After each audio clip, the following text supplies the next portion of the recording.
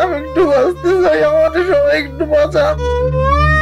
ক্যান্সারের যন্ত্রণা বয়ে বেড়ানো গৌতমের এখন সবচেয়ে বড় দুশ্চিন্তা আদরের মেয়ের ভবিষ্যৎ নিয়ে। তিনি মারা গেলে সন্তানের ভবিষ্যৎ অনিশ্চিত ভেবে নিজের জন্য নয়, বরং বাঁচতে চান মেয়ের জন্য। সবাই একটু যদি পারেন আমার একটু হেল্প করেন, আমি একটু বাঁচতে চাই, আমার মেয়েটার জন্য একটু আমাদের বাঁচান। আবার সন্তানকে বাঁচাতে জীবন দিতেও প্রস্তুত তারই অসহায় মা। আমি বন মেরু দেব, আমার বন মেরু দোয়াই আমি দেব, আমার ছেলের বাঁচাইতে চাই, আমি মরে যাই যাব। সুস্থ জীবন ফিরে পেতে চেষ্টার কোনো কমতি রাখেননি গৌতম দাস।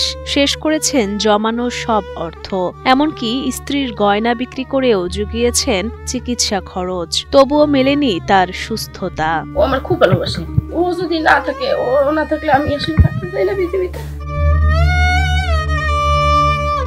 রাজবাড়ী পৌরসভার ৬ নং ওয়ার্ডের সজ্জন কান্দা গ্রামের রাধা গোবিন্দ দাস ও শিখা রানীর বড় ছেলে গৌতম দাস। স্থানীয় একটি এনজিওতে চাকরি করতেন তিনি। যা আয় করতেন তা দিয়ে পরিবার নিয়ে ভালোই কাটছিল গৌতমের জীবন। তবে ভাগ্যের নির্মম পরিহাসে ১১ মাস আগে তার জীবনে নেমে আসে ঘোর অন্ধকার।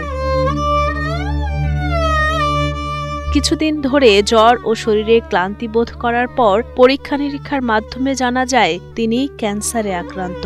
যদি বন মেরু প্রতিস্থাপনটা করা যায় সেক্ষেত্রে দীর্ঘদিন ভালো থাকা যাবে, সেটা ২০ বছর ২৫ বছর। কেমোথেরাপি দিতেই হবে, কেমোথেরাপি না দিয়ে কিওর না করে ওইটা করা যাবে না, কারণ সেটার জন্য তো আসলে অনেক টাকার দরকার। চিকিৎসক জানিয়েছেন দ্রুতই উন্নত চিকিৎসা প্রয়োজন গৌতমের। এজন্য প্রয়োজন ১৫ থেকে ২০ লাখ টাকা। তবে ব্যয়বহুল এই অর্থ না থাকায় বন্ধ হয়ে আছে গৌতমের উন্নত চিকিৎসা। আমাদের কিচ্ছু নাই, ট্রিটমেন্ট করে যা ছিল এখন মনে করেন যে সব শেষ। ১০ জনে যদি সহায়তা করে তাহলে আমার ছেলের ট্রিটমেন্ট করবার হবে, তাছাড়া আমার কিছু করার নেই। জানা যায় ক্রিকেট খেলায় ব্যাপক সুনাম ছিল গৌতমের। রাজবাড়ী স্টেডিয়ামে বিভিন্ন প্রতিযোগিতায় জিতে অর্জন করেছেন অসংখ্য পদক। পরিবারের সবার গর্ব এবং উপার্জনক্ষম মানুষটির চিকিৎসার জন্য সমাজের সহৃদয়বানদের কাছে সাহায্যের আবেদন জানান স্বজন ও স্থানীয়রা। আমাদের প্রিয় গৌতম দা, যিনি সবসময় খেলাধুলা বলি, সামাজিক যে কোনো কার্যক্রম বলি, সবসময় যিনি আমাদেরকে অনুপ্রেরণা দিয়ে গেছেন যে তোমরা এটা করো, এভাবে করো। সেই দাদা আজ অসুস্থ, তার চিকিৎসার জন্য দেশের বাইরে যেতে হবে, যার কারণে তার আর্থিক সহযোগিতা দরকার। এখন প্রচুর অর্থের প্রয়োজন, এত অর্থের যোগান দেওয়া তোর ফ্যামিলির পক্ষে সম্ভব হচ্ছে না। গৌতম একজন ভালো ক্রীড়াবিদ, ক্যান্সার আক্রান্ত।